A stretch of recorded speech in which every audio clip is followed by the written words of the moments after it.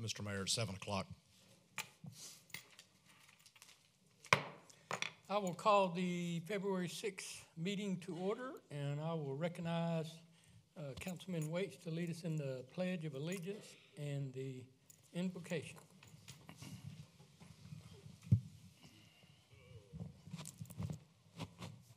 I pledge allegiance to the flag of the United States of America and to the republic for which it stands, one nation, under God, indivisible, with liberty and justice for all.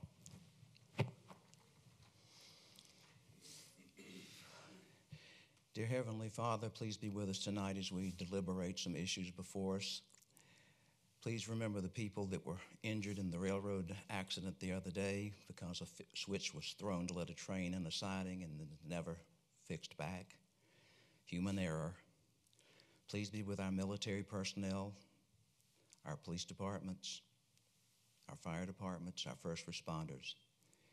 We ask all these blessings in your Son's holy name. Amen. Amen.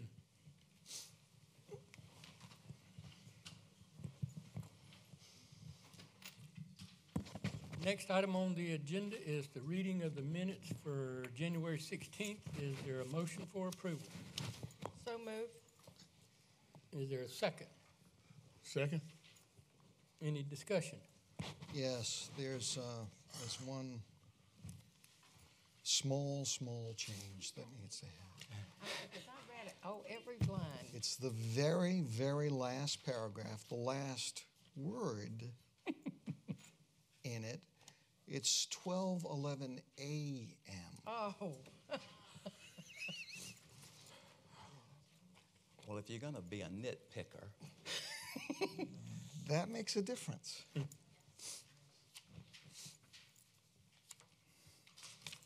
Any other? Seeing none, all in favor then of the minutes being approved as amended, do so with show of hands. Next is the administrative briefing, and Mr. Brown is not here, but I don't know if anybody has any questions. Maybe we can answer them, but if not, but any questions? How's he doing? I think okay. He may be here tomorrow, but more than likely Thursday. But I talked to him for a short time today, and he's all right. Any other questions on the briefing or whatever? And next is the stormwater update. Mr. Klein, I think you were going to.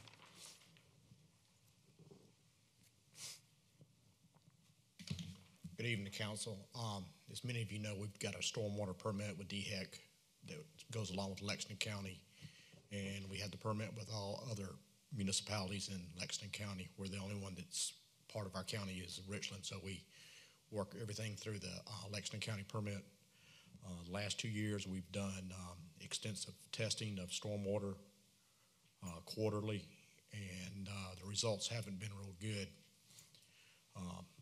Over the past 10 years, we've done a lot of education, mainly aimed at telling people, hey, don't wash your cars and let the water run down to the storm drains, pick up the dog poop, stuff like that.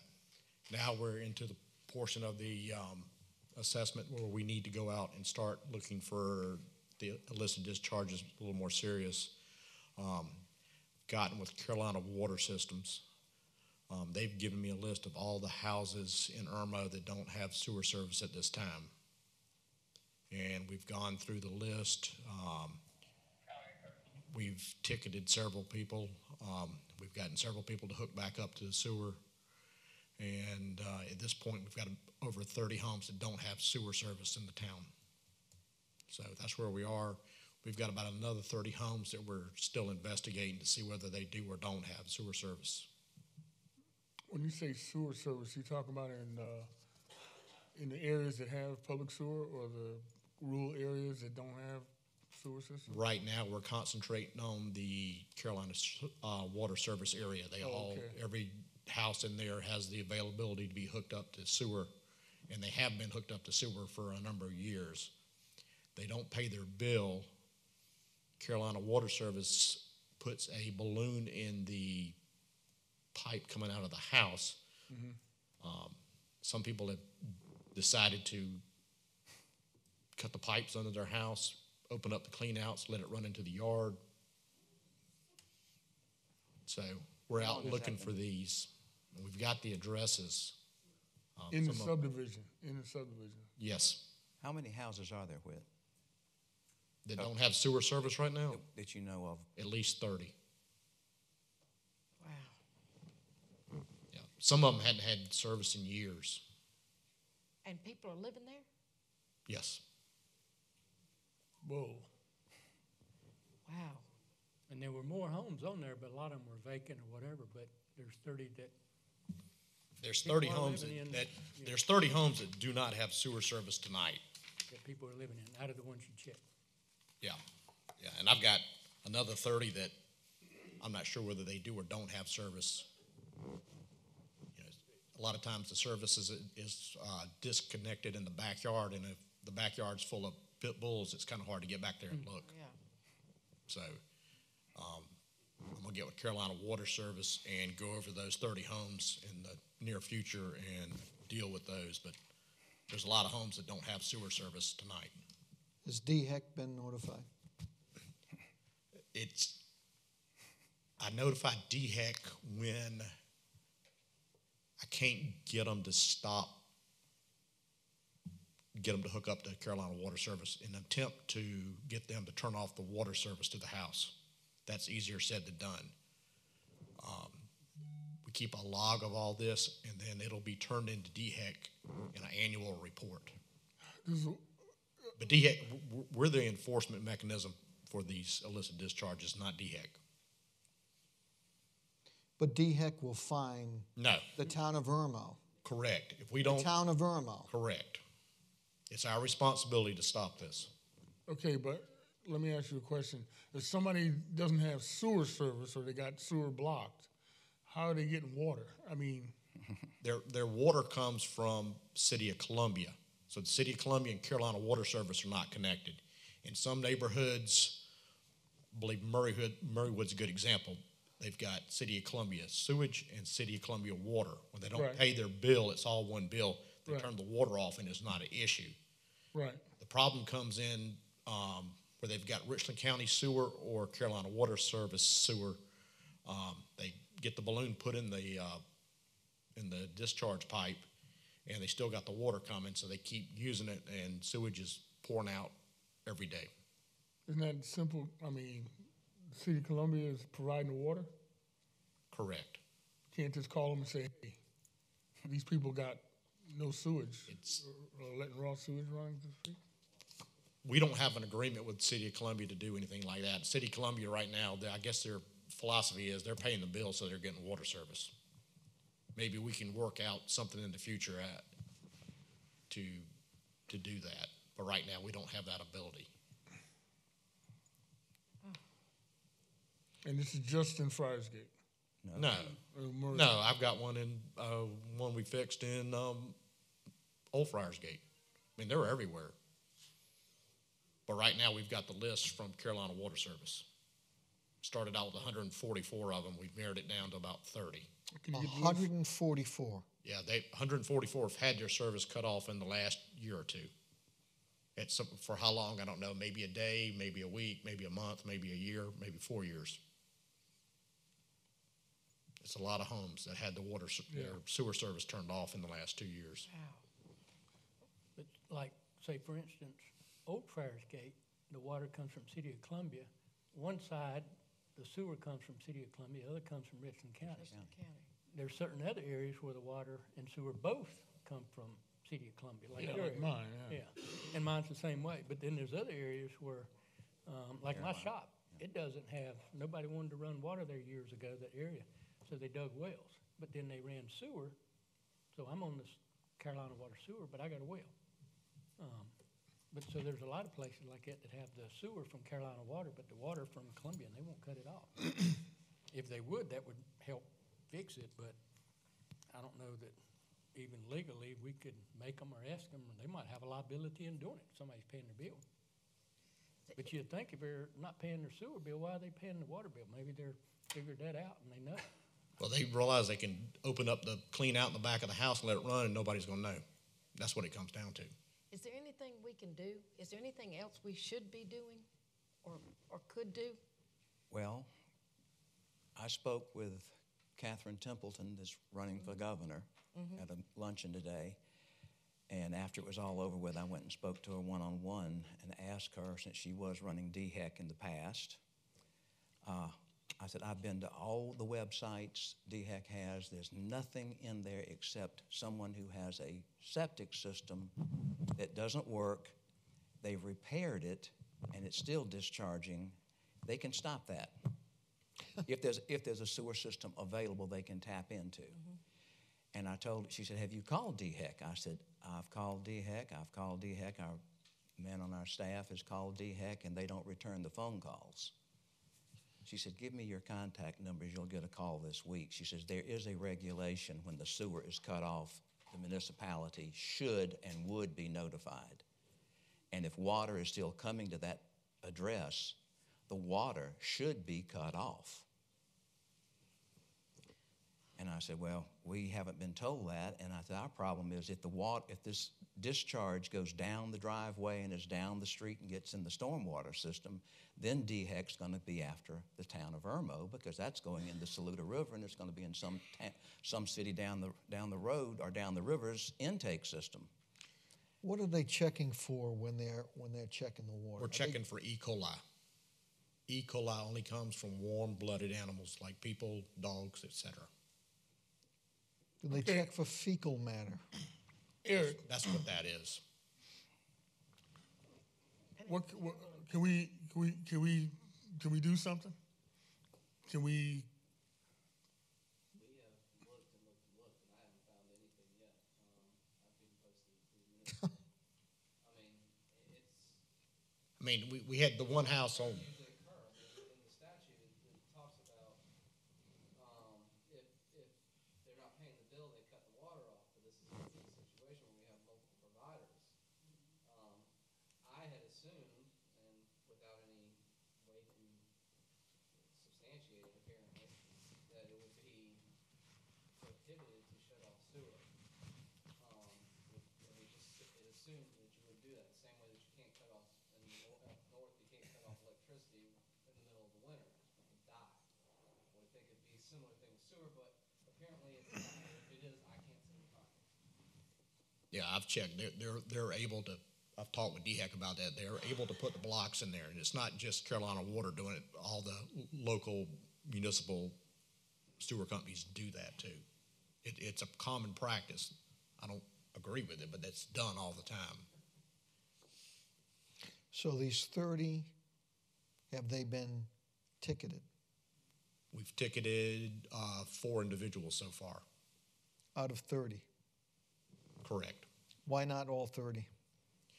You can live in a house, you can have a water service, but until we see the illicit discharge, we can't give them a ticket. Sure. So that's the case in most of those. We haven't seen the illicit discharge yet. Okay. And there was one house that I was able to get around pretty good. It was actually a townhome. And then I got the landlord kicked her out of the house. They went through and they cleaned all the leaves and stuff up so you could see better. And she'd been living in the house and just not using the sewer service. So it is possible. I don't think it's very probable, but it is possible for that to happen. Okay, wait a second. You just said a landlord let you back there? Correct. Okay, landlords is a whole different ballgame. The landlord should provide the sewer service, especially for the tenant if they're not paying it. We don't have it in our ordinance, but that is one thing I wanted to add to our. No. If you're renting a house to somebody and they're not paying their water bill, you don't pay the water bill, right? The landlord doesn't pay the water bill. No, in most cases, it's in the water's in their name, the electricity's in their name, the sewer service is in the tenant's name, not the landlord's name. In Columbia, the water is in the homeowner's name. And I've had a rental home in downtown Columbia when I moved to Irmo. And the people go down and say, I'm renting this house from this address, and they'll put the bill in their name, and they get the bill every month to that address. Right. But if they skip town or leave, the bill comes to me because the meter is officially in my name. Exactly. And if it's not paid, it's a lien on you. You better believe it. Exactly right. But there's nothing on the, well, Columbia is sewer, Well, and yeah. so they base it on number of bathrooms and how much water comes in. That's how much That water may be something we can do, goes is out. require Okay, so rental how many, homes to I guess my do next that. question, how many of these houses are rental properties that don't have sewer service? Do you know? Yeah, I know. Okay. I hate to ask that question, but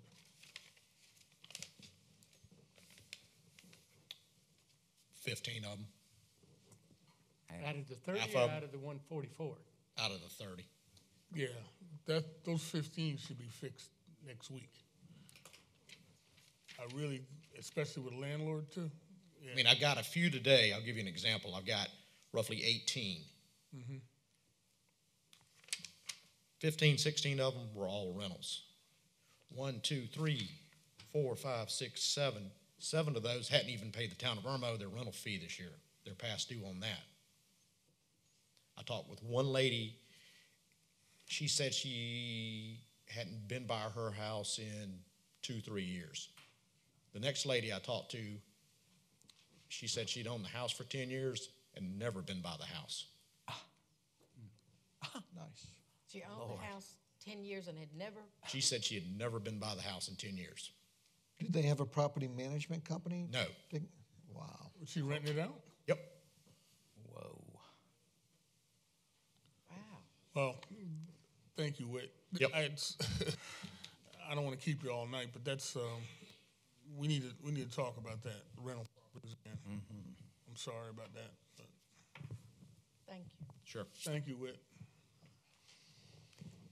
And let's see, amendments to the agenda. Any amendments to the agenda?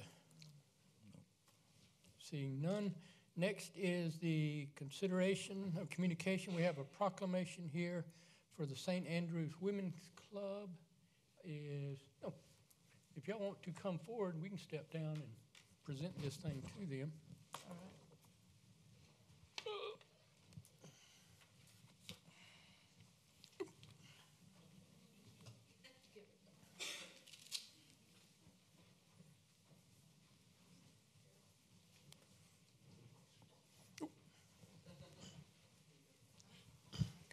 How are you doing? Good, good. Yeah, this is, and, don't St. read Andrews it? Women's Or- Club, huh? Yes. Okay. I should have brought my glasses down. Recognizing the St. Andrews Women's Club for their community service, whereas the General Federation of Women's Club is celebrating its 120th year of active community service to our country, state, to our county, state, and country, and whereas since its first official meeting held in 1963, St. Andrews Women's Club, a member club of the General Federation, has awarded many scholarships to students from Irmo High School and Dutch Fork High School. And whereas St. Andrews Women's Club has raised money for the St. Andrews Public Library, for the building, and to purchase books. Whereas through our many fundraisers, St. Andrews Women's Club has purchased all of the concrete statues on the children's side of the Irmo Community Park, and now, therefore, the mayor and council of the town of Irmo is, in a meeting duly assembled, hereby declare that the St. Andrews Women's Club are to be recognized and commended for their valuable contribution to the local charities in the Irmo and greater Columbia communities. Thank you. Thank you. I didn't know y'all had done that. Thank you. Cool, cool, cool. Very much. Thank you. Thank you.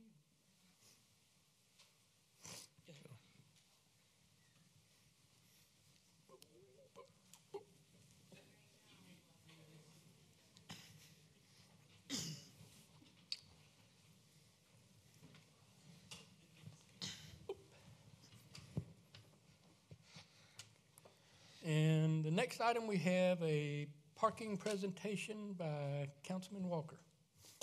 Yes.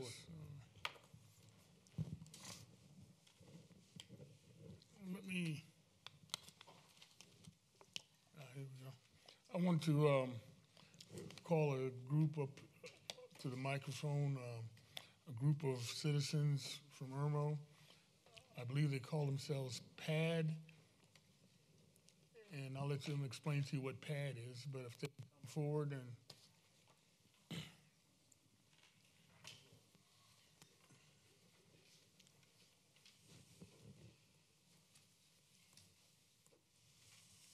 Explain.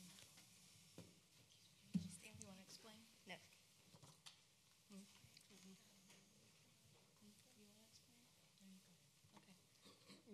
Okay. ladies and gentlemen, this is Miss Gloria Jordan, and I don't remember what PAD stands for, so you can help me out, please. PAD stands for, well, we tossed around a few different ideas referencing the forced, what we believe and have talked about being the forced implementation of parking pads. And so PAD stands for People Against Dictators. That word has been used a few times. So a little tongue-in-cheek. We're not singling out and being crazy, but just a little humor trying to lighten up what has been a very controversial situation. So we have been asked, or it has been offered, the mayor and Mr. Pouliot have asked several different times for citizens to come up with and propose an amendment that might work in place of what has been approved so far. So we, after some discussion, met together and decided on something that we thought was a legitimate compromise that would take care of the situation and also help us ease into where we want things to go, and I'll talk about that in a little bit. So I would like to also make it clear that this is not Barry's ordinance. This is not Kathy's ordinance. This is our ordinance. So Barry, thank you for putting it on the agenda. We needed somebody on council to put it on the agenda. I know there's been a lot of discussion, a lot of controversy, and I would ask that whatever our differences are, that you please set them aside and try to just listen to the intent behind what we're putting together here and what we would like to accomplish. For those who have not had a chance to see or read the ordinance that we have put together, I'll go ahead and read that and then discuss it in a moment. So we would like to replace paragraph 4 in the existing ordinance that was approved at our last meeting with the following. A, it shall be unlawful to park any vehicle within a 5 by 7 foot area located directly in front of the front entry to a residence. B, exceptions will be made for those with pre-existing concrete surfaces and driveways located in that specified area. C, accommodations will be made for the disabled in compliance with the ADA. D, any other exceptions must be approved by the town council. And E, this ordinance will go into effect immediately after the passing of this ordinance. So there's a smaller crowd here tonight than have been at past meetings as the parking situation has been discussed. So for anyone who's here that has heard this ordinance for the first time and you've been in support of anything of the repeal or of something different in place of what is currently on the books, and you would like to show your support of this ordinance I just read, we invite you to stand where you are and join us if you would like.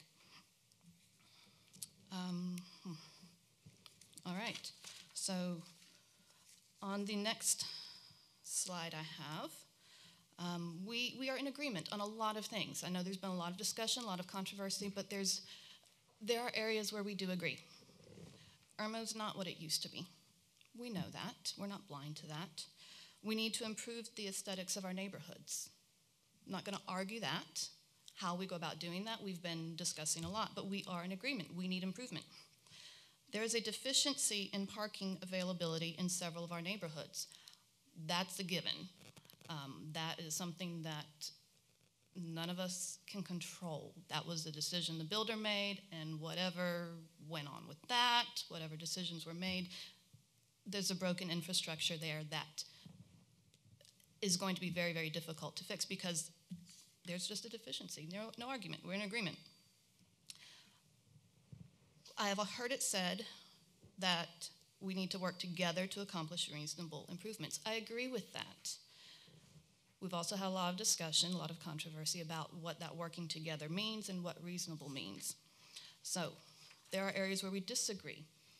On our next slide, a couple of points where we are in disagreement. We don't believe that the existing parking ordinance is the best solution to a long-running systemic problem. We believe that residents cannot be ordinanced or legislated into increased pride in their properties. Forcing parking isn't going to do that. Change like this takes time and resident buy-in. So several years ago when I worked for a large corporation in town, I was in their training department and we developed training materials for employees from beginning to end and everything in between. And one of the things that I learned very early in that department was when you're talking to adults and when you're asking adults to do something that is different from what they've ever done before, when you're asking them to learn something new, whether it's for their job or for a major change in something that they have going on, whether it's in their community or whatever else, you need their buy-in. You need to be able to give them an answer to the question, what's in it for me? And as residents who have had to wait through the approval of the ordinance and the repeal attempt and everything that's gone on, we have yet to receive an answer to that question. What's in it for me? The buy-in for these neighborhoods that have been affected by this parking ordinance just isn't there. And it's not just those of us standing here that believe that. We have heard lots of conversations, lots of comments, lots of posts on the Facebook groups. There are a lot of people who don't believe there's buy-in. So to get things changed, to get people on board, we need to come up with something that's going to be a little bit more palatable. Change like this takes time and resident buy-in. I read that. Yard parking affects property values in our neighborhoods. All right, let's just talk about the white elephant in the room. We don't agree on that. And I have a slide for that. I'll show you in a second. Many already have, and this is interesting, many already have and more will continue to place their homes on the market due to the existing ordinance. In turn, the market will then be saturated, causing our home values to decrease dramatically. I've had a couple of conversations. There are now 4 households that have moved out of Irmo because of this parking ordinance. And they were not hesitant at all to discuss it and to discuss why. They actually received a ticket, not an abatement notice. When there was confusion as things were going on, they received a ticket, paid the ticket because that's what law-abiding citizens do when we do something that we shouldn't and we realize we made a mistake, we go, we pay our ticket, we make things right. Then they found out that they had been dropped and they should not have received that ticket. They tried to get a refund and they were told, we can't refund it to you. They were renters that had to go through their landlord. So now they're out $1,000. So their entire family moved. And that's just the first of many I'm sure we will see. All right, so the property value argument, the elephant, we have seen and heard that tossed back and forth, and that's not adequate buy-in. Doesn't answer that question, what's in it for me? Some information from some local real estate information. The next slide, yep, it's up there, thank you. The number of sales since 2011 on this chart, the last 7 years, the number of sales just in New Friars Gate. Annual sales have increased on average of, well, since 2011 to 2017 have increased by 30. Average days on the market have decreased by 64. Average sale price has increased by about $26,000. Now, I'm not a realtor. I'm not paying attention to everything in the market, but it seems to me those are good things when you're looking at property values and wanting to buy or sell a home. Decreased days on market, that's a good thing. Increased number of sales, that's a good thing. Increase in sale price, yeah, with an increase like that, I might be ready to sell my house too. But I like Irmo enough, I would like to stay. Numbers don't lie, so I found this information very interesting. A couple of things that we have talked about. Yeah, the next slide, thank you. Street parking versus yard parking. I do appreciate that council has repealed the street parking ordinance, where now we can park in the street as needed. For a lot of people, that makes a lot of sense. There are a lot of areas where it doesn't make sense. It's a safety issue. So it's street parking versus yard parking if you're going to, because our take is that we should also allow parking off the street. For example, my street, narrow, poorly lit, highly traveled streets in a lot of areas.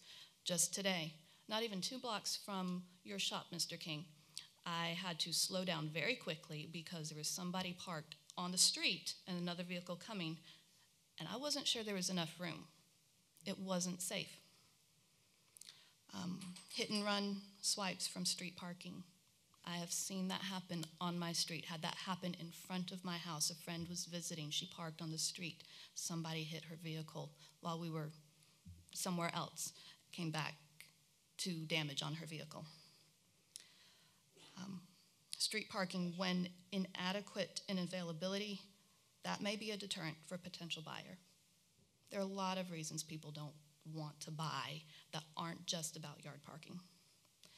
So talking about yard parking, it protects us from dangerous roads if we can park off the street, in the yard, just inside the yard, if the driveway is not inadequate through no fault of our own. It keeps narrow roads clear for travel. That's also important to our pedestrians. There are a lot of people who run for exercise or walk their dogs or their kids to and from the bus stop, that kind of thing. When you have vehicles parked on these narrow streets, it's difficult, especially on curves or as you're coming up over the crest of a hill, for a driver to see what is there, or sometimes even for that pedestrian to see what is there. That is why I quit walking and running some of the areas in my neighborhood. It was unsafe. I did not feel comfortable, not from a point of somebody intentionally coming to do me harm, running by myself, but because the traffic, I didn't feel like I could see adequately in many places because people were parked in the streets. And I'm sure if I couldn't see somebody coming towards me, they couldn't see me. It was not safe. And we need to keep our roads clear for travel, for pedestrians, for our emergency vehicles. We've had a lot of that discussion. Yard parking, when abused, and I think this is the heart behind what council has tried to do, to eliminate the abuse of parking in the yard. And that is something that we can get behind. We agree with that. There needs to be something, it was on one of the other slides, we want to improve the aesthetics of our neighborhoods. So I'm not in disagreement on the intent, the heart behind that. We want to stop the abuse of yard parking. Because when abused, parking in the yard, yes, it may be a deterrent for a potential buyer. I'm not going to disagree with that. However, when it's reasonable, it may not pose an issue for a potential buyer. It didn't for me. It didn't for many of us. Because when I buy a house, if somebody's parking in the yard and they move and I buy the house, if I decide I don't want to park in that yard, I want to resod, I want to this, I want to that, whatever. When we bought our house, I had plans for landscaping, for things I wanted to do. Grass can grow back, things can happen. You can make changes. A lot of people do make improvements and changes to the properties that they buy. So when reasonable, yard parking may not pose an issue. A lot of that is just up to the personal opinion of the buyer.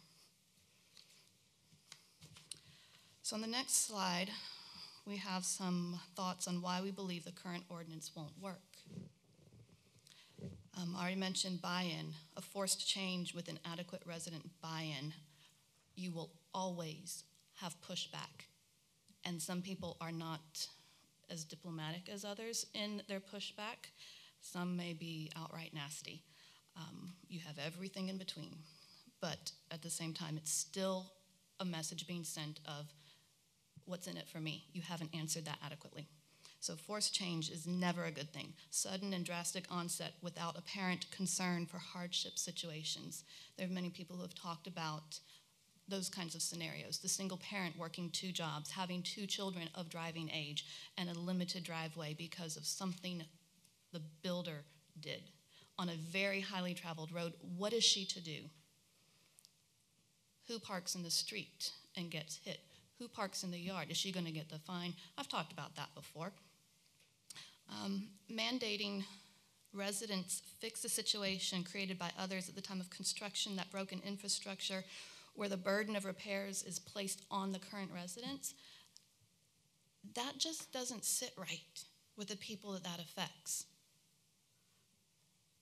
So while the ordinance is on the books, you're going to have more people moving, wanting to move. Passive resistance, passive aggressive, whatever you want to call it, whatever they're going to do, it's not promoting, what's the word I want? Camaraderie, is that what you said? Camaraderie, it's not promoting community, it's not promoting unity, it's causing more dissension. And that's not what we want for our town. Financial hardships. We don't believe the ordinance will work because there are situations of financial hardship. And yes, you can put down something relatively inexpensive. I did a little bit of pricing. But what I found that was very inexpensive, the least inexpensive option that might work for my property is just outright tacky. And if I'm looking at my house for curb appeal, for aesthetics, for all of that, I don't want something tacky. That is just, and that, again, was a buying point when my husband and I were looking for our house. Is it something horribly tacky, or is that something we could fix, or is that something you can go all kinds of places with that, and if you ask 10 people, you're going to get 10 different answers. And then we also have situations where someone may have a physical inability to do this mandated work for one reason or another. That's not fair to them, whatever the reason may be. Who's going to help with that? Then we have the potential for subjective approval issues. And this is something we talked a lot about, because while the intent, the heart behind the ordinance may be to improve the aesthetics, all of that, a bunch of things I've already mentioned, who determines the allowances for these disabilities that people may have that hinder them from fully complying? Would there be assistance or some kind of allowance for those with financial hardship? How would that be determined if that's the case? And where does that cross the line to being discriminatory against the elderly, the disabled, the working poor who are living and working in the affordable neighborhoods that they can afford to live in, even if it's a less affluent part of town? And then does favoritism come into play? How do we not know that? There's so many things that are so subjective with the way the current ordinance is written. You're not going to get the buy-in because of that. And then there's also the difficult and arbitrary enforcement. How will officers know if a home has approved exceptions? Or who is a visitor? Or if it's just temporary parking? And how do we define temporary? 2 hours, 3 hours, the weekend? Oh, mom's only here visiting me for 2 weeks? How do we determine that? Who makes those decisions? There's so much room for arbitrary enforcement and subjective approval that this ordinance becomes more complicated the more we look at how it's going to truly be implemented. So a couple of comments on the current ordinance. I put a couple of things in bold print. So again, the arbitrary, the subjective, parking on the grass, second sentence, parking on the grass, front lawn area of any residence is allowed for visitors and for temporary parking. Again, who's to know? As long as it does not kill the grass. Who's going to determine that? How will you determine that? There's no grass in parts of my front yard because it's a red clay yard dirt. Have you tried digging a hole into that, much less planting grass or trying to get sod to take? It's difficult. So if somebody comes by, there's dirt in my yard, what's going to happen with that? How do you determine if it was the parking that killed that, or just the fact that there's red clay and a shade tree and I get absolutely no sun in that area for anything to grow? Because I've tried. Next sentence, parking on dirt areas of the front lawn of a home is not allowed except for temporary use by visitors. Again, who's to know? How do you define that? A, parking areas will be approved by the zoning administrator. I'm not 100% clear who that is. I didn't think we had anyone with that title. So either there's something somewhere that's not been communicated or I've missed, or there's not that title. I just don't know. And that's one person. So back to my thoughts about how are we going to implement subjective, arbitrary, that kind of thing. One person having that much power, that's not something that any of us are comfortable with. All right, so next page, the rest of the ordinance as written.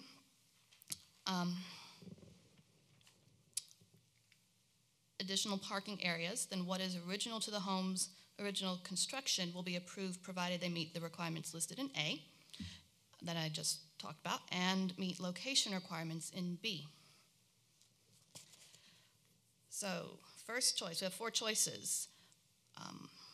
Adjoining either side of the original driveway, side yard area, the opposite side yard area, or in front of the home, but as close to the side yard areas as possible.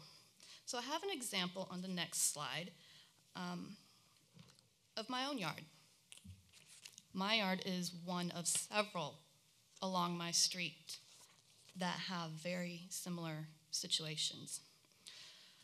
So the picture on the right is of my driveway, and just to the right of my car, there's a little bit of brick back there. That is the foundation of my house. So let's see, first choice, adjoining either side of the original driveway. That's not going to work because the 2 circled areas, you can see one, we have that utility post there, but that's also about 18 inches over and right on the property line. So can't put anything on that side. On the right where that circle is, you can't see it very well in the picture, but that's my water meter. Just a couple feet in from the road.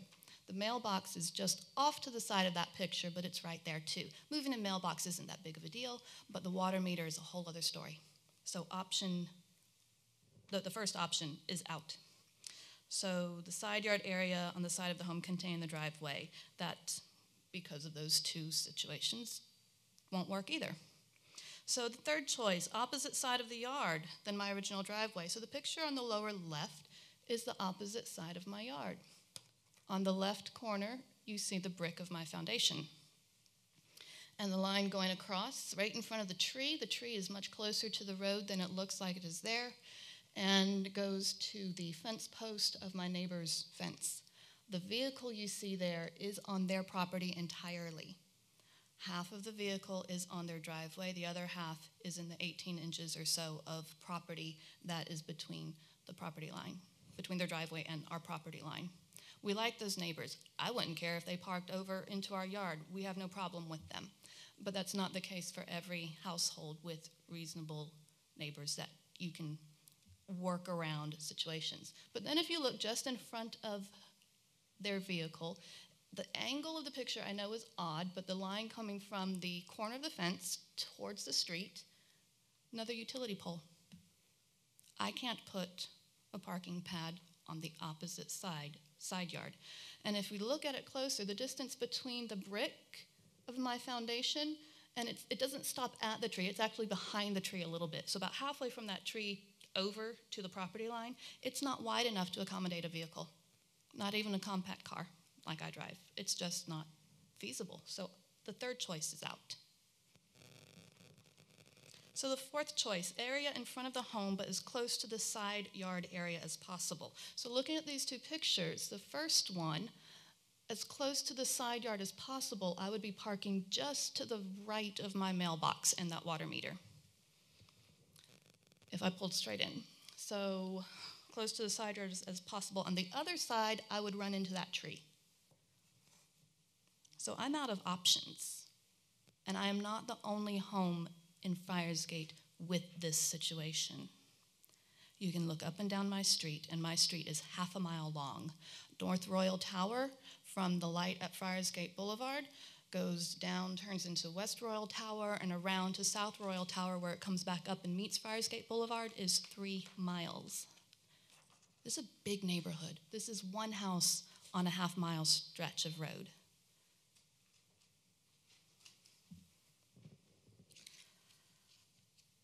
If I parked in the street,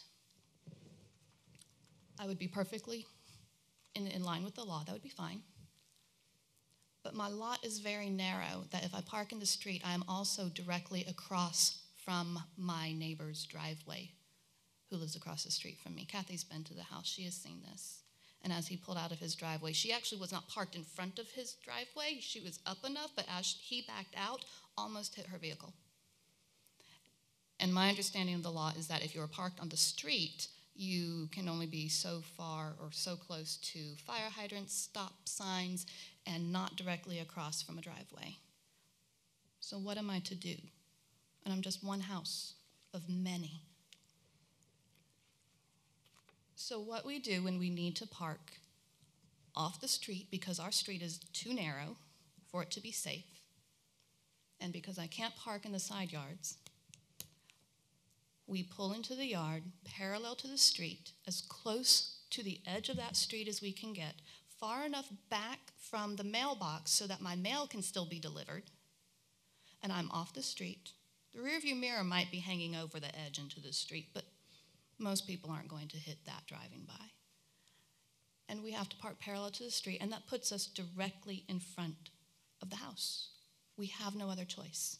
No other choice. So who's going to make that determination? Who's going to approve it? Who's going to enforce it? How will any of the code officers know that I have an exception if I put a parking pad down there?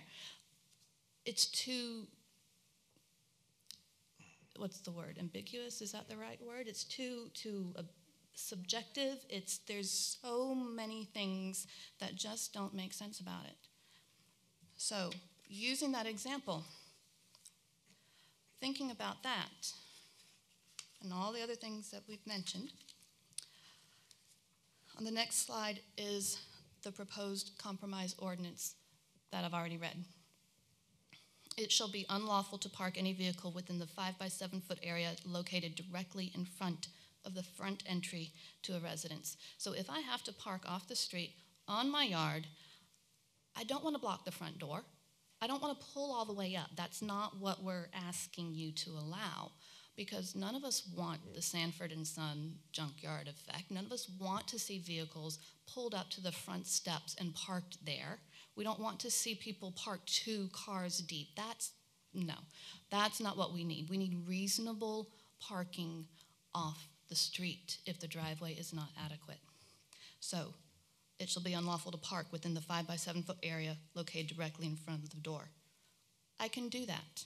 If you look back at the pictures, I can do that. And I'm actually much further back from the door than that 5 by 7 foot area. And then if code enforcement comes by, there's no question. Pull out tape measure. Are you, aren't you? Not a question. There's no arbitrary guesswork in there. There's nothing subjective. It's direct. B, exceptions will be made for those with pre-existing concrete surfaces and driveways located in the specified area. There are a lot of circular drives that come right up to the front door. So yes, that would have to be an exception. It was built into the property that way. We get that. So again, code enforcement doesn't have to wonder, oh, they're in front of the front door. Well, they're on the parking surface that came with the house. Not a question. Accommodations will be made for the disabled in compliance with the ADA. It's sad that we even have to put that in there. D, any other exceptions must be approved by the town council. This removes the decision-making from any one person, eliminating a lot of issues. Because how do I know that one person isn't going to show favoritism or whatever. Things I've already mentioned. So we take the power away from the one person, and it has to be a joint decision. Does this need an exception? Yes, okay, we're all in agreement on that. No, what are the options? This ordinance will go into effect immediately after the passing of this ordinance. There's no need to really do the kind of education, the kind of frantic scrambling that some of these families, the single-parent families, the young couple just starting out with their first job, their first home, the folks on fixed incomes, there's no scrambling to figure out, how am I going to afford to put this down? Because if you're far enough back from your door, you've met the intent of not parking all the way up and making your entire front yard look trashy. You are safely parked, and you don't need to spend anything. Because part of the issue of the ordinance currently on the books is that we've been mandated into paying our own money to fix something that is a much deeper problem than I'm just lazy, because the infrastructure in place is broken from the beginning, and there's nothing we can do about that. And you're making us pay to park? That doesn't sit well with us. So, going into effect immediately, there's nothing that has to be done. But yes, let people know within that 5x7 area or whatever it needs to be, that's the no park zone, unless you are actively loading or unloading your furniture because you are moving in or out. Hopefully we will be able to attract those 4 families, those 4 households back to Irmo. One of them actually said, I wish I could move home, but I can't with that. There's no way I could afford it. And she was in Friarsgate and just could not do it. Could not do it. We believe our proposal will work. Last slide. We believe this is a first step towards the common goal of an improved aesthetic in our neighborhood.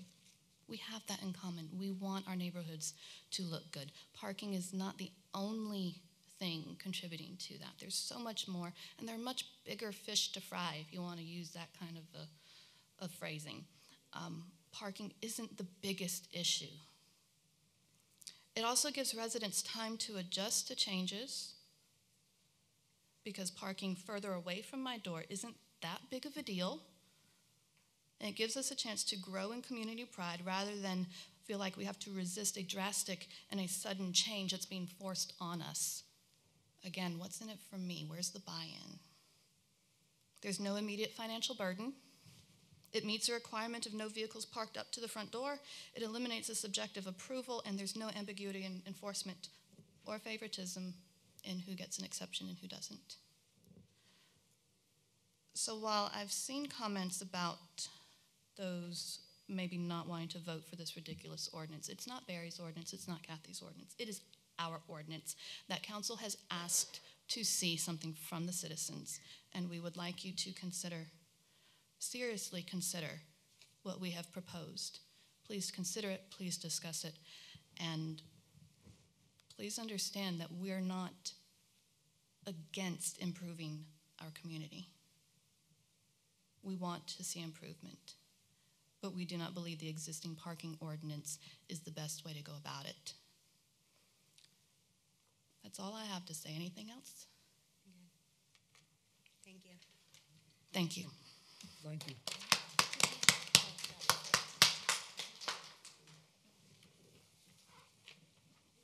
Any other consideration of communications?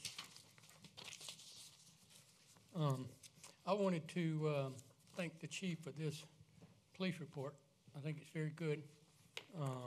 Looks like the numbers were very good for our town. So appreciate everything y'all do to make that happen. And I also wanted to let council know I sent y'all an email from realtor.com. Don't have to discuss it. It's on the email so y'all can read it. But there is some good stuff in there to read that I think's apropos, or whatever you call it. You might mention that you also posted it on Facebook, so Yeah. you might have seen it on Yeah, Facebook. Posted it a couple places. And somebody had sent it to me, and they may have posted it some places too. But any other consideration of communications? Seeing none, next is presentation by citizens for items on the agenda. Anyone who wants to address council on anything that's on the agenda may do so. All we ask you give us your name and address for the record and also the agenda item Or items. or items. Thank you, Mr. Mayor. George Glassmeyer, 100 Denbeck Road.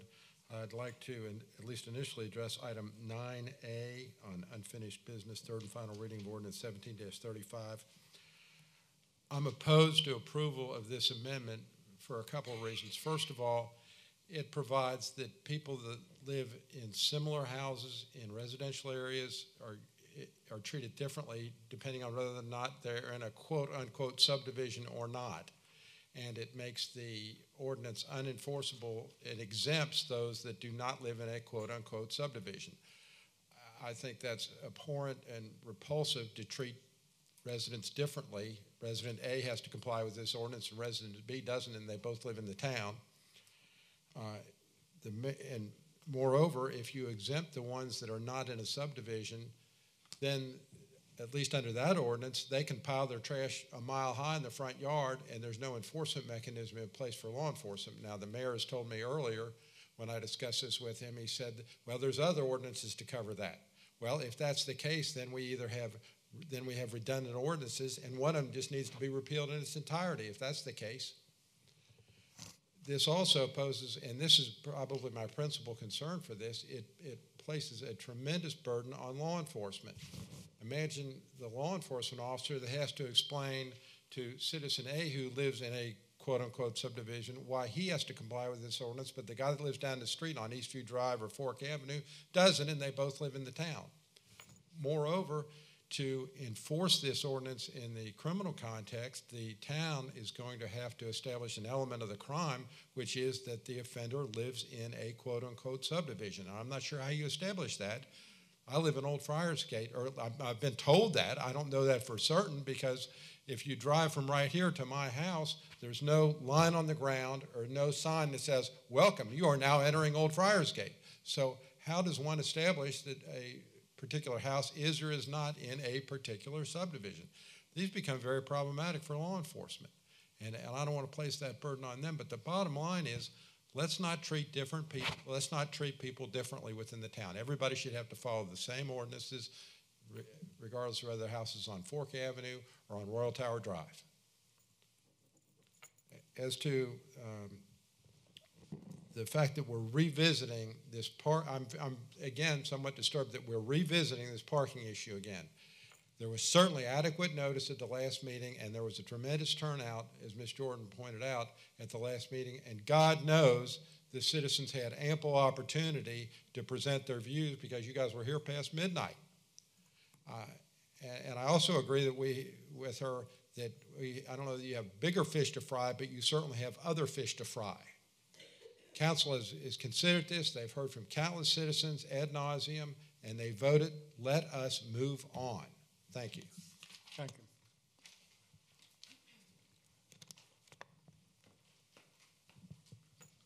Matt Hall, 106 St. Albans Court. 9A, I also stand against, for the exact same reasons he said. He took the words out of my mouth. You're creating two class of citizens within the town, but they're both homeowners. You got ones who live within subdivisions and one who live in rural areas within the town limits.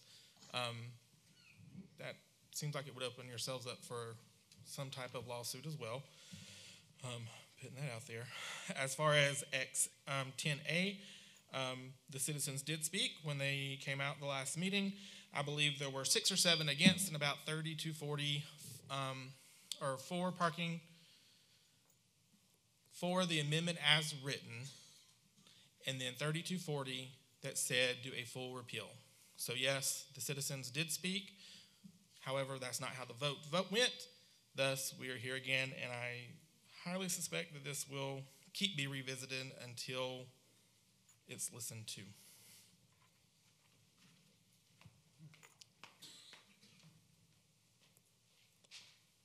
I'm just going to piggyback over Mr.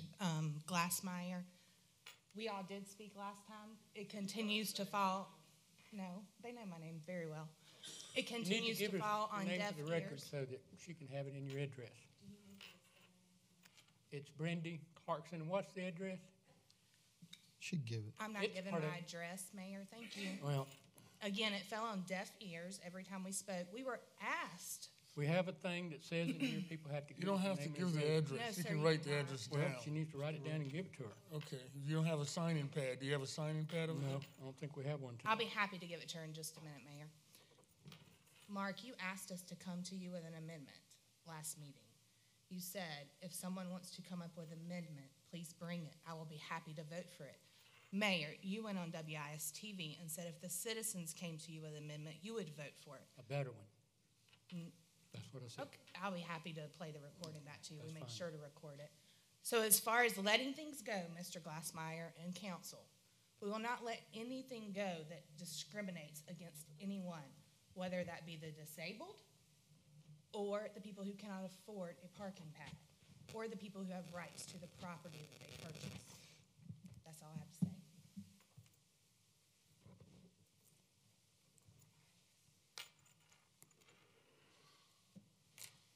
Good evening. My name is Dan Newbanks. I'm at 101 Denbeck, just across the street from the gentleman here. I want to speak on the porch issue that's coming up here in the agenda tonight for approval. After taking a look, Mayor, this is your idea, so I was hoping you would at least give me the, thank you. So, Making notes, so go ahead. so Porched, it seems like a pretty decent company there. I took a good long look at it. It seems to be a social media site that out of Sumter, South Carolina, if that's correct. A lot of benefits to sellers, I'm sure, who voluntarily want to put their house on the market. They can get feedback on their homes. The ratings stay private. As far as I can tell, there's no real benefit to the city or the town, rather. There's no information provided to the town. So I was a little confused as to how that fit in with the whole parking ordinance property value discussion, but I could see the benefit to a seller. So kudos to you for trying to do something positive, to provide something for the town. But that said, this is a for-profit company, I believe. The real question really isn't the merits of whether it's a good company or a bad company. The real question is, why should they be provided free ad space on the town website and free use of the social media to basically promote an entrepreneurship venture of free service to people? That's fine. I get that it's supposedly free. And there's some who have now saying that you have to pay to even put your house on the market or on their website. But for us to, as a town, to provide free ad space to a private company, that smacks of corruption. Why would you even bring that to as an agenda item? Why pick this company over the countless other small business owners, entrepreneurships? I'm very, very confused and concerned as to why these people get free ad space, free real estate, if you will, on a website, when there are plenty of business owners in this town that don't have that luxury. There's plenty of other competing social media sites that we're not offering free advertising space to. It just sets a bad precedent for town council to even consider offering a free service, free advertising for a for-profit company. If you start there, you start offering it there, where does it stop? What about my business? I'm an insurance, I quote insurance for a living. That's a free service. I'll be happy to offer it to anybody, in town. Give me a spot on the website. Where does it end there? Is it, this is a Sumter, South Carolina company. This is not even an Irmo company. It's not a local entrepreneur. It's somebody out of Sumter. So where does that stop? Do we offer it to anybody in the state now? Anybody that starts a business, you can have free web space on our website, our social media page, free of use. It doesn't work. And And then on the flip side of that, how do you deny somebody if you approve these folks for free web pages? You know, if you have to say no, on what grounds? You know, that's just, that puts yourself at risk for all kind of corruption charges. But if you do decide to go ahead, which Lord knows you may make up your own mind there, it's continuing a very dangerous pattern that we're seeing here from town council in particular. Mayor, you're going after things that I know that I do believe that your intentions are good, but the consideration of things like economics, just the knowledge that's required to make these decisions, I don't see adequate educational periods being put into place here at all. You know, we've got other things going on that are leading me to the same conclusion, that you're just making decisions just to make decisions, and that bothers me. We've had a president or two like that in the past, and it's a scary thing. Again, just to repeat, the Porched company sounds like it may be a good company. I don't know enough about them, but it sounds like it may be a good company. That said, they should be directed to the Chamber of Commerce. They'll give website spaces out. All you got to do is pay their membership. Anybody that wants some web space there, they can get it. And if you want to personally, you know, stand up and say, hey, it's a good company, I'll use them, you should too, you're welcome to do that. But you can't go just throwing out town resources for free to a private company for profit. It's not right. That's all. Thank you. Anyone else? Seeing none. Next item then is unfinished business. Third reading of ordinance 1735. This is the one that has to do with the change of the wording. Is there a motion for third reading? So moved. And a second? I will second. And Councilman Walker? Okay, I rarely agree with Mr. Glassmeyer on a lot of things, but tonight I have to agree with him on this one, and wholeheartedly agree with him. I know, this is amazing, but Not right. he's absolutely correct. You know, we passed an ordinance to be universally applied to the town, and then we said we're going to go and nitpick it and say, okay, well, you don't have to apply, if you live in this section of Irmo, you don't have to abide by the ordinance that we passed for everybody else in the town. I mean, that's part of the problem I've had with this parking ordinance, but this is more directly with the dilapidated property. Initially, I thought about it. I didn't think about it because I didn't think it was a big deal, but then second reading, you know, I had some questions, and then Mr. Glassmeyer got up and at the end of the meeting and said, hey, this is not right. And so at the third reading, that's why I want to put a halt to it until we can think about it a little more, to see if there's some way that I could come forward with this or come around to this ordinance modification, and I can't. Again, we as a council pass ordinances. I may not agree with them, but once they're passed, it's up to, I have to take ownership of it because I am a member of this council. And so if we pass this dilapidated park and this dilapidated housing ordinance and universally applied it to the entire town, I don't think we need to go back now and nitpick and say, okay, well, if you live on Eastview Drive, it doesn't apply to you.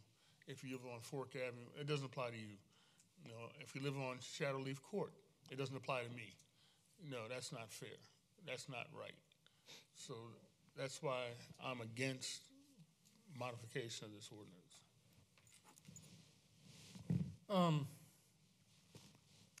One of the things that was said was about this being across the board. We have ordinances right now on the books that apply to residential properties unless the residential home is in a fringe agriculture or in a commercial, then it's different rules. And it's like that on a lot of stuff. We have an ordinance that says you can't fire a gun in a residential neighborhood, but you can fire it in a fringe agricultural. We have ordinances about buildings and other stuff that you can have in single-family residential, but you can have them in fringe agricultural, and you can have them in commercial zoning. Things about cars that you can't do in backyards, but you can do on commercial. We also have an ordinance about chickens. You can't have them in single-family residential, but you can have them in fringe agricultural. So it isn't accurate to say that all residential property is treated the same. They're not.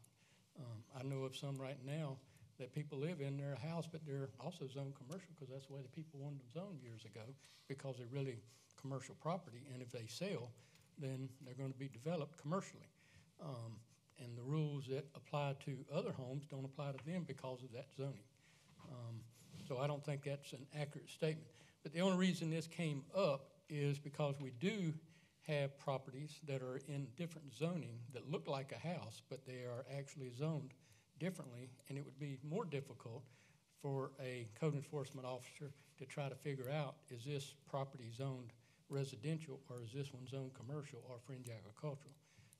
We have properties over here on Mower Street that are, I'm not sure how they're zoned. They may be commercial, they may be residential.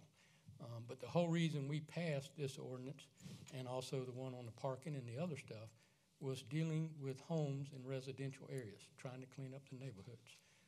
There are other areas in town that have been here longer than we have, and been here longer than most neighborhoods have. And I just don't feel like those ordinances should apply to those areas because they've been here before the neighborhoods were built, and they're not the ones that are dragging down the neighborhoods. This was written for residential zone properties, but whatever council wants to do is fine with me. I just feel like it needs to be clarified. And the argument about passing something and then accepting it, if that were true, we wouldn't be dealing with the next one on the ordinance tonight, which we are. And as we've said before, and we did it in the landlord ordinance years ago, and we did it in the parking, and we did it in this thing. And we have made changes to this not too long ago about the 6-foot fence being properly installed. Was it when we pass something, instead of passing it and walking away from it and thinking it's done, is that we need to keep up with them and then within 2 or 3 months amend them as necessary, if necessary, so that they work better. We have passed a lot of ordinances over the years and are dealing with them now because we never came back to the table and corrected them. And what we said when we passed it, even when we passed this one, was that as we needed to add stuff, there was a house not too long ago, and I think I need to get with the chief on that, where the people had collected appliances, multiple appliances in their backyard. But because we didn't have appliances written, then it really wasn't against the ordinance. So we may have to go back and add that to that ordinance too, of list of stuff that people can't collect, whatever that thing said. And that was the idea behind that, to change it and amend it as we need to down the road.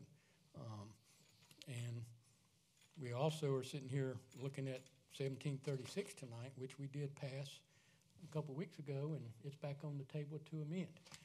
So it's hard to say that if you accept something and work for it, then we're never going to go back and try to amend it. We do that all the time. And we attempt to do that all the time. In fact, we're attempting to do it tonight. But that's my 2 cents. I think it does need to be passed. I don't think it is any more difficult for a code enforcement to go out to a home and try to figure out the zoning than it is to ride into a neighborhood and know when he's in a subdivision. I think anybody can pretty much tell when they're in a subdivision that they're in a subdivision. And that makes it a whole lot simpler in my mind. But that's my 2 cents. Anyone else?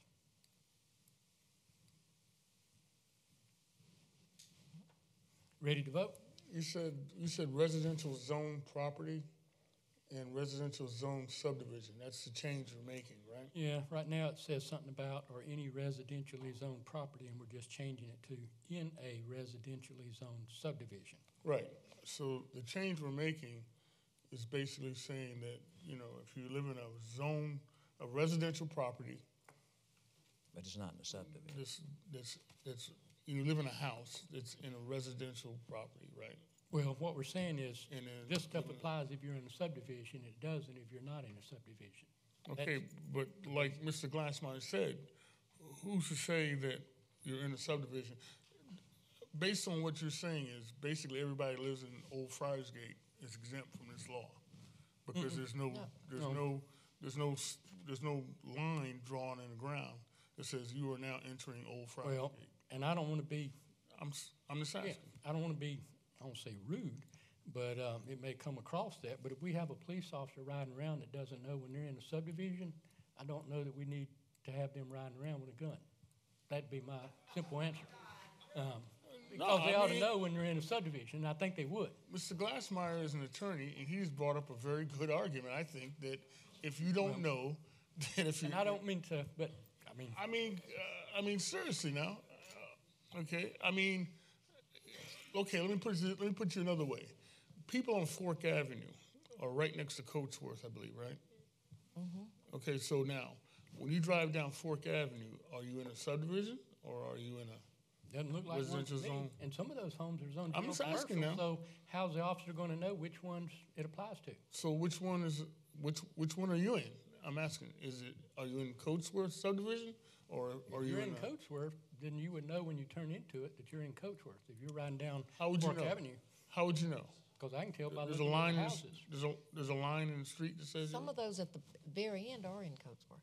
Yeah. Okay, But there's not only in one way to tell not in the y'all. town. It's a plat, which says this is where you are.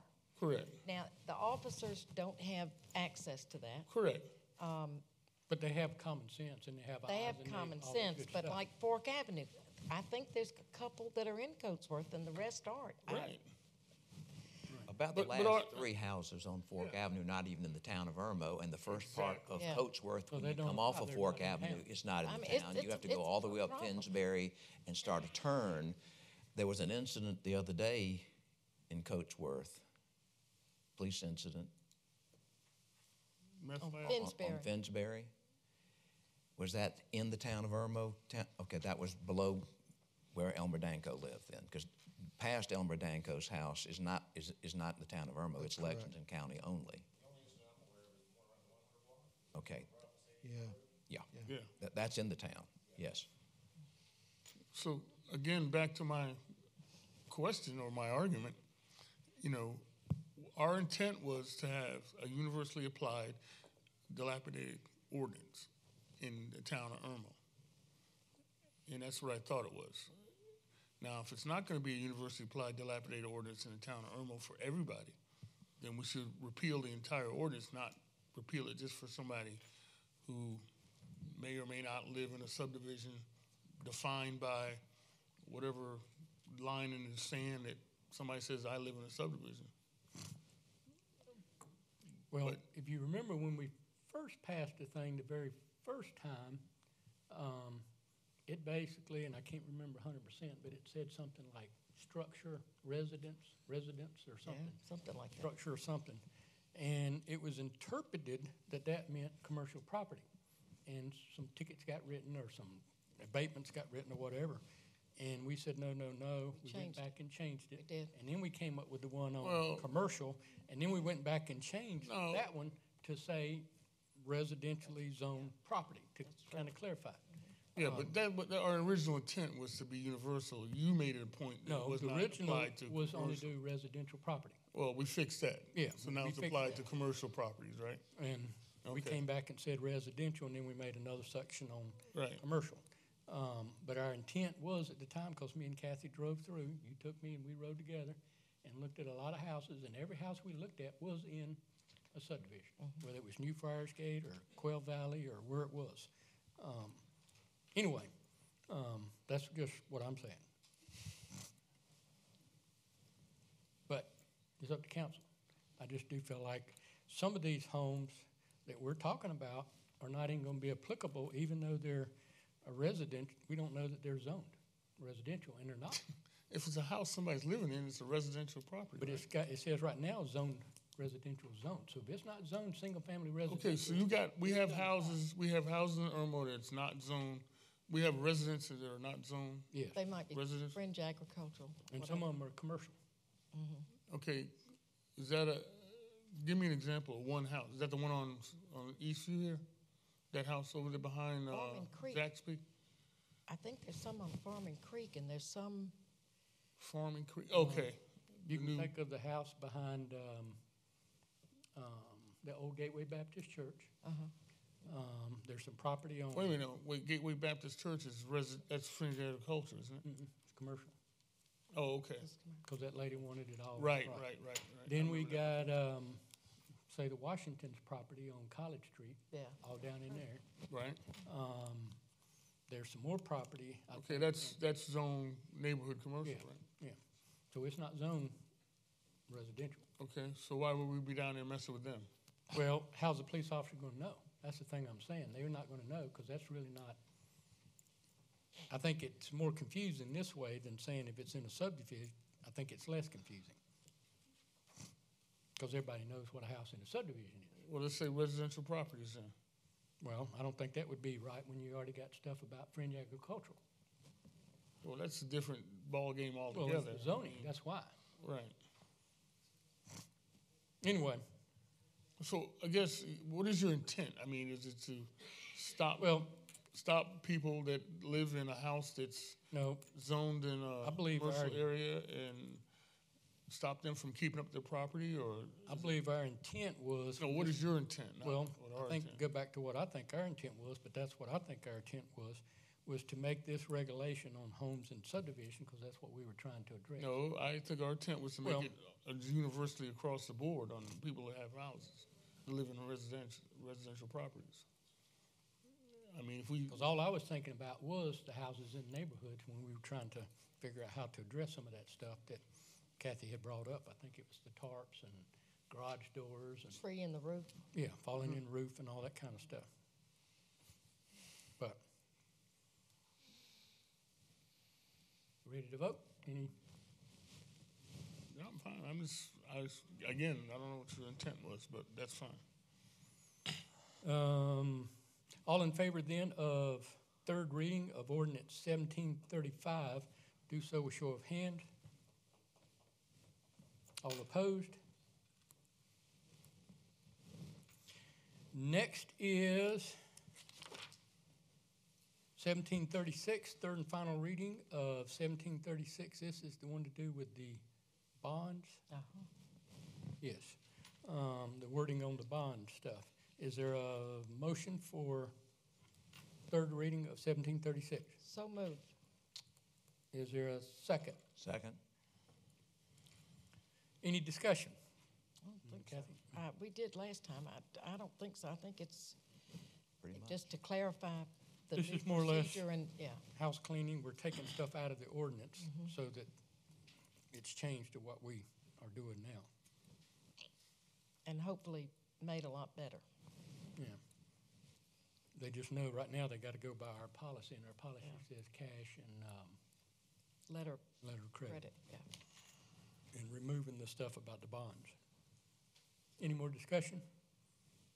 All in favor then of third reading of 1736, do so with show of hands. Next is first reading of ordinance 1801. This is the one to do with the parking. Is there a motion for first reading? So moved. Is there a second? Second?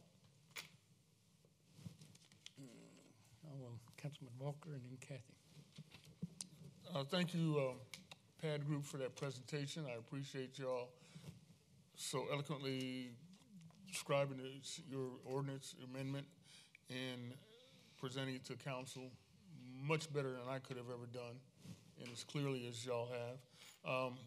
I think we've had a long discussion, or had a long presentation about it. There's nothing else that I can add, but this is only repealing section 4 of the current ordinance that we have in place, not the entire ordinance, so. Okay. This was an amendment that I probably should have brought up at the last meeting, but I did not because I didn't think it would work. And I'm glad I didn't, because y'all did a wonderful job. And it is truly from the citizens, which is very important. I've been asked questions that I cannot answer. Matter of fact, it hadn't occurred to me. Someone's asked that used to be on the planning commission, who gets the ticket, the owner of the car or the owner of the house? Where we could find to be at fault for parking their vehicle there, the owner of the vehicle. Okay, so that's a legitimate thing, because, yeah, that's who would get the ticket. So we may be ticketing people that have nothing to do with the driveway. Wait a minute, you saying, excuse me, you saying that the person that owns the car would get the ticket, not the person that has the house? Yeah, I mean, we probably make contact with the homeowner as well to find out why the car is there. But ultimately, we'd ask the owner of the vehicle to move the vehicle off of that spot. Wow. So, I'm sorry, Ms. No, Condon. it becomes This is a good point. complicated, because I never was thought asked about that it. question, and I said, heck if I know, I'll have to ask. The car's parked there. Right. That's true. Might be just someone parking on the spot. So am I gonna go after the owner who's out of town for 2 weeks, 3 weeks, Yeah, putting the house on the market? So who's getting a $1,000 ticket? the car owner. Well, I mean, you know, we do some investigating on Mr. Walker, but I'm sure we would probably ticket the owner of the vehicle for parking there. We'd ask the owner of the vehicle to move that car. Good luck with that. I mean, if I don't live in town. I mean, seriously, now, if I'm visiting and I park on this grass, or you park. Investigating to find out who's driving that vehicle. Wow, okay. The other, Have to investigate each case separate. individually. I think we've established that anyway. Okay, so we're gonna have a new police unit doing this now, or is this gonna, Code enforcement does it, doesn't it? we're gonna add a new division of code enforcement to handle all this? We're given computers in our cars to run tags. We would go that route and find out who owns the car, find out Mr. A lives at that residence and why his car is parked there. Yeah. That's something I hadn't thought of, and I'm glad you clarified. Okay, the other thing, what if it's a moped, a motorcycle, or better still, an ATV, which I have in my garage? It takes up the same space as a Yeah. car. What if it's an ATV parked on the grass? Does it get a ticket? I don't know. It takes up, the one we have takes up a Right now, single all it lane. says is vehicles, it doesn't, So you're gonna give my ATV a ticket? wouldn't. It's in the I'm not- garage, That would but, not be a vehicle, but. of course it's a vehicle. Well, but it's not a car. Well, that's not mentioned in it, but the other thing, the thing that is most important is we're making a subjective decision. If this had to do with crime, if this had to do with safety, your personal safety, then I think it's in our province. But this has to do with our subjective opinion about what we think sells houses. And I don't think it's our place to do it. I think the intentions are very honorable. But after especially seeing Miss Jordan's yard, that's what changed my mind. I mean, there's no way that it's going to work there or in a lot of the houses on that street. I think we need something different or amended or whatever, but this ain't going to work. And she's right. The public is not buying into it. And it's all over Facebook, and I'm not taking Facebook as the absolute truth, but Facebook does give you a good idea of what people are thinking. So I think it's a good amendment. I think we can negotiate even on that if that's what we want to do. But this is something that the citizens came up with, and we need to respect that. I think that's important. Anyone else?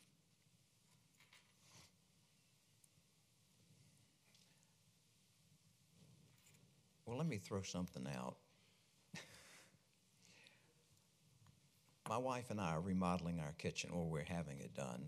I'm painting. But we had new countertops and cabinets put in, cooktop put in, and when the man took the old cabinet out, the countertop out, he said, "I'm not touching that." Who wired it? I said, well, I had new countertops put in when we bought the house, and the contractor had his electrician do it. He just unconnected and reconnected the new cooktop. He said, "Do you see that little spot on the white background in your cabinet?" He said, "That's where you've had some arcing." if your wife hadn't kept these cabinets nice and clean and there was dust in there, it could have started a fire. So I called a former student that runs an electrical contracting company over in Lexington. He's 56 years old. And he sent his residential man over, and he popped open the breaker box. It looks like a normal breaker box. But then when they take the cover off, that's when you see the whole story. I've seen some of my students work. Everything comes in and goes at a right angle to the breaker. Everything. It's neat as a pin. Mine looked like somebody took 2 plates of spaghetti and threw it in and put the panel right back up and screwed it together. He said, Mr. Waits, you're just lucky this house didn't burn down. He said, you could have had an arc welder in your kitchen running off the line to your oven or to the cooktop, and it would have melted before the breakers tripped. When was this house built? It said 1972. These breakers were recalled in 1976. I live in Old Friars Gate. I think we all that live in Old Friars Gate and New Friars Gate need to get our electrical checked, because I'm getting a new panel. I'm spending almost $3,000. I can't go back to Mr. Mungo and make him pay me. And that's, I mean, it's done. I bought the house. I had even had a home inspector look at it when I bought it.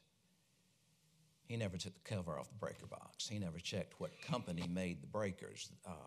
Federal Electric, if you get into your breaker box, guys, and it says a Federal Electric switch, they've been recalled. They aren't even in business anymore. I just consider myself very lucky my house didn't burn down. Hold on, we're up here discussing.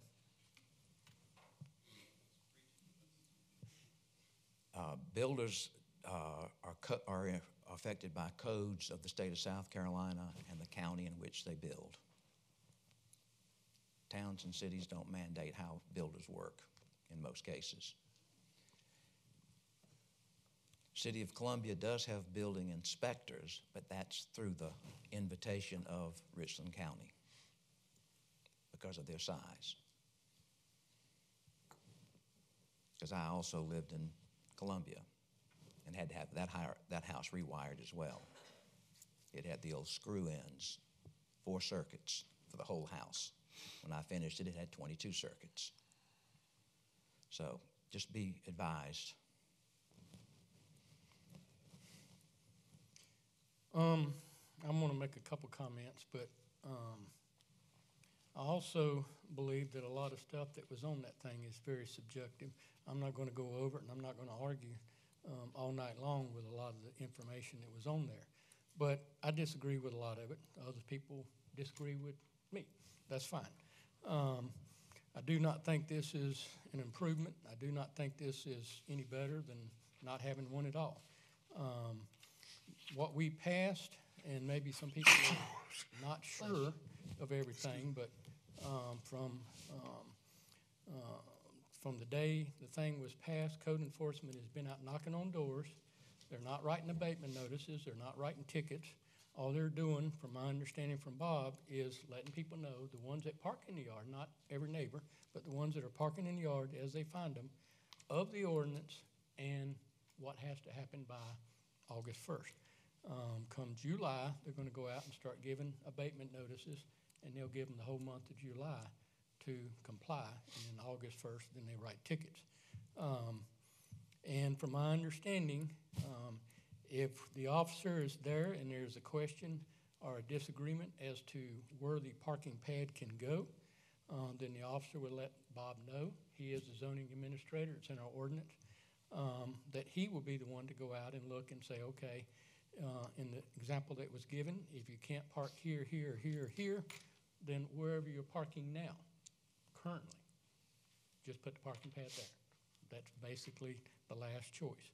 The other ones is put it to the next to the driveway or on the other side of the house, and for whatever reason it won't go there, then wherever they're parking at currently, that's where they put the parking pad. Anyway, so I do believe that is a good compromise between no parking in the yard whatsoever and no parking in the yard except for on a parking pad. What's a good compromise, sir? What we passed before, the one we passed the last time. That doesn't say you can't park in the yard at all. It just says you can't park in the yard unless you're on a parking pad, and you got 5 locations, and you got, I don't know, 7, 10, or 11 types of surfaces. And I have spoke to people. My wife has spoke to people. I've had people call me and ask me different things, and the response that I've got so far is fine. Now that we know what we got to do and where we got to put it, we're okay with that. We got 6 months to save money and do it, or go ahead and do it now.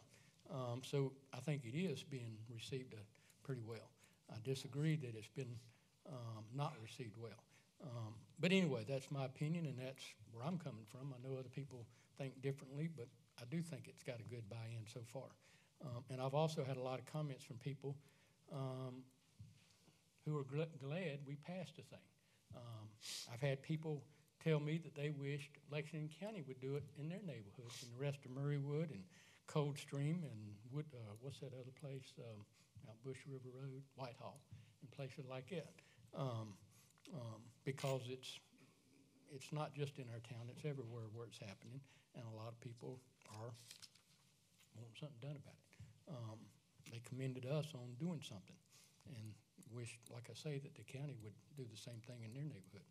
But anyway, that's my 2 cents. Anyone else? Mark, did you want to? I'm good. Okay. Does this apply to all the new subdivisions going? This applies universally across the board to any subdivision being built, right? Eric, right? Yeah. Okay. Yeah.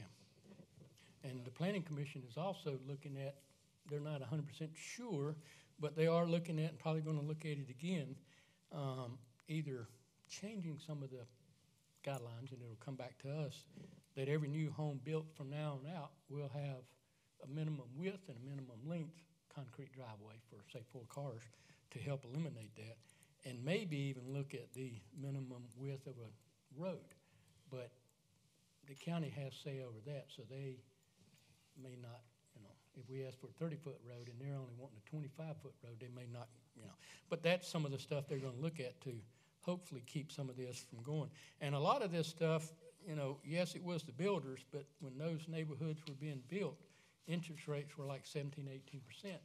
They were trying to make the homes affordable and limit different stuff. And back then, people only had 2 cars, so it wasn't a big a deal. So it is something that they did, and it was something that I guess town council or county or whoever back then approved it. But that Probably argument because could go both ways. Yeah. It could. But anyway, any more discussion? All in favor then of first reading of 1801, do so with show of hands. All opposed? Next is first reading of 1802.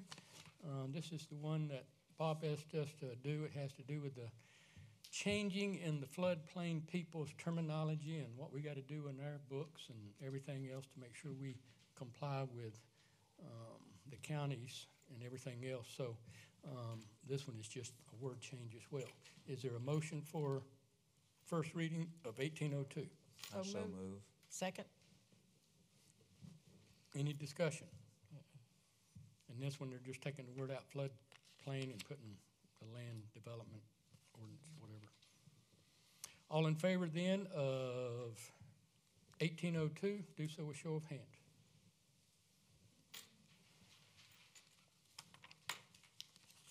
Next is the approval for Get Porched, and this is not actually a marketing plan. This is a service, and it actually is not on our website either. There's no ads on our website. The only thing we're doing, from my understanding, and I'm not computer savvy, so when they're explaining all this to me, it was over my head. But all they want to do is offer their service to residents of Irmo for a period of time, 30 days or whatever. There is no charge to the town or to the residents.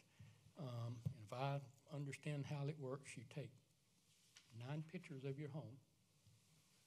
One's the front, one's seven's the inside and one's the back. You put those pictures on their website. There's no address, no name, no nothing. It has an ID number. And then what they do is they give incentives to people, free gift cards to a restaurant, different other stuff, all that junk, to get people to come onto their website and rate homes. And the more, I don't know if it's 10 homes, you get a $25 card or whatever it is. You rate these homes. And then for the realtors and the investors and home builders, they get information as to what does his home need to make it. Excuse me, these people here? No, I'm just trying to explain this so you know a little bit more about it, because We're they gonna tried get to explain a it. first and second on it? They tried to explain it last time and come to our meeting, and they kind of were shot down, and I don't, all They weren't that. shot down. We just didn't understand what they were talking about. Well, that's because we weren't listening to them, and I listened very well, but I didn't understand what Well, they were talking about. yeah, So did can we get a pretty first and good. second on this and have a discussion? Yes, Please. is there a motion for approval, and I'll make that. And then, normally, if you were a realtor or a home person or an investor or a builder, or say a realtor, you would get that PDF back that says, here's what people said about your home. Anything that's posted on there doesn't go online, so nobody sees it. It doesn't make somebody else more, whatever you call it, influenced by whatever somebody else says. Then the home buyer, the realtor, gets that information, and they know, oh, I need to paint my door, I need to paint it a different color, I need to do whatever. What their information is that they want is, I'm gonna say 20 years down the road and all this information, they can start selling that information to builders and say, when you build houses in the southeast or northeast or wherever, here's what people like. They will buy that information and know what people are liking. What they're offering to us as a town is to let people put their homes on the market, no charge, or not on the market, but on this website for no charge. Let people rate it for 30 days. At the end of the 30 days, they give us a PDF. And all that PDF has is the information about what did people say. Why do we care? Because I think it would answer that question as to parking in the yard, is that going to be whatever? Is those kind of things what people are commenting on? It would kind of give us more information about that. That's what they're offering us, and that's the only information basically we would get is, are people commenting, this home looks bad because of the yard? Are they not? You know, that's all. And that's the only thing that made me of interest is when they start talking about you will know what the feedback is, so to speak, on some of the homes. But we're not buying it. No. We're not buying the house, right? Mm-mm. We're not selling the house. No, We're we're just getting We're information. not listing the house, are we? We as a town are not listing the houses in We let's don't say know none of Friars them, Gate, so, no, you know, right? no. So why would we care about what people think about other people's houses? Because that's what kind No, of I'm how serious. these I mean- parking ordinances is, the feedback we're getting from some residents is it's ruining the neighborhood. Okay. This would kind of give us more. But that's- that's all. That's all I'm interested in, and if we're not, that's fine. But it says They're just here, offering it it. says to implement a marketing plan. That's Bob's To wording. me, huh? That's Bob's wording. All I asked to Bob's do was put it on there for approval and discussion, so that we could talk about it since we didn't get to talk about it last time. Because it was late at night. Yeah, I mean, don't no. believe blind, because all right, may I speak? Yeah. Yeah, yeah. Thank you. Okay, I spoke to the team leader of this group of 3 people, Mr. Broach with Keller Williams. I spoke to the franchise owner of Keller Williams, who I sold 2 houses to in the 80s. I talked to 22 other real estate agents with ERA Wilder, Coldwell Banker, and Century 21. 15 of them lived in town and said, and I'm quoting this, "What the hell are you giving them space for? I sell those houses here. I'll tell you this for free." I said, I'm just asking your opinion. We get emails from those people. It's all marketing. I said, okay, I just wanted your opinion. All I can gather is, unless this is a charitable organization, because there's nobody paying any money. The sellers aren't paying any money. We aren't paying any money. They're giving away prizes. So is this a 5013C or something? It's a business. They're a business. I understand, but nobody's paying any money. Yeah, a lot of people pay their money. And this is something they're Wait starting a minute, to do. pay money to No. what? You said the sellers didn't have to pay, and we don't No. have to pay. For Irmo only, for Well, this thing here, okay, I they're not think going to charge. this is Yes, an they do charge unfair royalties. advantage for a lot of real estate agents, and they were madder than wet-setting hens when I told them. But it's the truth, Hardy. If you told them This the is a correct business. thing, then no, they wouldn't. They know what it is. They get emails from these people all the time. They said they didn't have time to deal with it because they were too busy selling houses. I talked to whatever. people who lived here and work here talked and to sell Danny. houses here, and they are angry because they know who this is. Where And are I'm not these saying people it's at? not valuable, but you sent us something today They're from nationwide. Realtor.com. They're going nationwide. That's what their thing is. Okay. As far you as I s- know. You sent us something from Realtor.com. You can get the same information from them. From who? Realtor.com. I can get the same From information. CML and from the listing agent. Anybody who lists a house in anywhere, but especially in South Carolina, you have a fiduciary relationship with the seller. You have to tell them everything that's said. Otherwise, you've broken the code of ethics and everything else. It's not a secret what other people think. You've got to tell them. It's your responsibility. So I don't see any need for it, and the unfair advertising, I think there is some unfair advertising. I don't have anything against these people. I talked to their No, they're team. not advertising. All Bob was doing is, according to what he would do, is put it on their Facebook that people can go to that site, list their thing. People That's can go to that advertising. thing. That's advertising. I have a Advertising I have a is suggestion. Instead of flogging this horse to death, But if you don't want to do it, Let's I don't care. vote. I'm just, I don't wanna they do it. brought it to me, I'm bringing it to y'all, because that's not my decision. So, I have to live here. let's vote. go ahead. Okay. I don't know why are these people not here? I don't know why they're not here to tell us what their services They are. may have found out that I called the team leader. I Is called that the what it was? franchise. Oh, okay. I didn't invite them back this time, and I don't know that they would have came, and I don't even know if this is still available, because I think they probably were pretty upset that they were treated the way Well, they were. it was How a was tough they meeting. treated? They weren't treated any It was a very worse. rough Yeah. meeting. We didn't know what they were talking about, Hardy. Well, They blindsided me. Me too. I mean, come on now. You saying they've been treated bad? We didn't treat anybody bad. At least I didn't intend to treat anybody I bad. spoke to the guy when he was leaving for about Yeah. 10 minutes. And we were tired. Can I speak? Yes, excuse us. No problem. This is a private entity. It should not be on the website. They can offer Irmo free if they want to. All they want. They can do that if they want to. You can go to their site, and they can either charge you or not charge you. If they want to promote this thing, I suggest they not charge you, and you can get some feedback. But should it be part of the town? No, it shouldn't. are you ready to vote? Ready to vote. All in favor then of the approval for Get Porch to implement a service, and I'm gonna call it that because it's really not a marketing. Anyway, whatever that is. Wait a minute. So let- What you got to tell us. I'm sorry. Let's vote. Wait, we're going to vote here. Whatever we. Let's think vote. is I want to approval understand. Let's vote. Come on. Yes, It's time. Hardy. I'll leave it alone. All right. for. All right. Throw Anyway, gasoline on the fire. do so with show of hands. I will vote in favor. All opposed? All right. Gone. But it was a good effort. Well, I think it's a good idea. I'm But still. they can't be on our, If they can do it, they can do it. They can do Yeah. it without our help. Anyway, next is presentation by citizens. This is where anyone who would like to address council on anything at this time, all you do is come to the podium and give us your name and address for the record. Okay, for the record, by your own admission, you don't speak well English. My name is Brandy, not Brandy. And they know my address. I did that already. But, Julius, I have a question. Did a police officer come knock on your door and make you replace your wiring? No. They did not. Okay, so why are you comparing that to the parking ordinance? An armed Well- police officer. Hold on, this is not a debate time. But she's This is- asking me a I question. know, but this is just a time for them to speak. That's it. You can talk to her after. An armed police officer didn't come make you do that. I had to replace all the plumbing in my house too when our house flooded. An armed police officer didn't make me do that. There wasn't a law that said I had to do it. It's not a very good comparison. The citizens spent, I don't know how many hours meeting, writing this compromise that you begged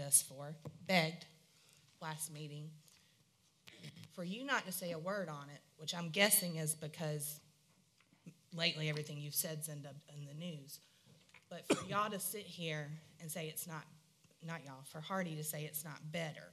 So again, that's someone's opinion.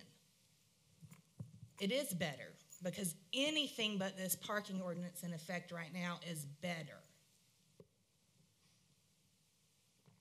So you can't sit up here and say that you want the citizens to have opinions from porch when we all know you just want your report to say whether or not the yard parking situation is helping.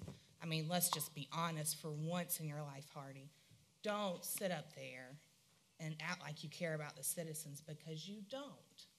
There are no other citizens. These are the ones who have came to every single meeting since August. August, we've shown up to every meeting. You've ignored us at every meeting. Now we spend 3 weeks of our time coming up with something that we should never have had to compromise on to begin with. It's our yard. And you shut it down without even giving it consideration. The only one of y'all that looked at us without a nasty look on your face was Mark, besides Kathy and Barry. We can always count on y'all. But Mark, you actually paid attention and still voted against it. There's a reason that you lose money. There's a reason that you're on the news. Hardy, there's a reason that 1,900 members are in another group instead of yours. And there's a reason that Kathy and Barry got reelected. Y'all have a good night. Anyone else?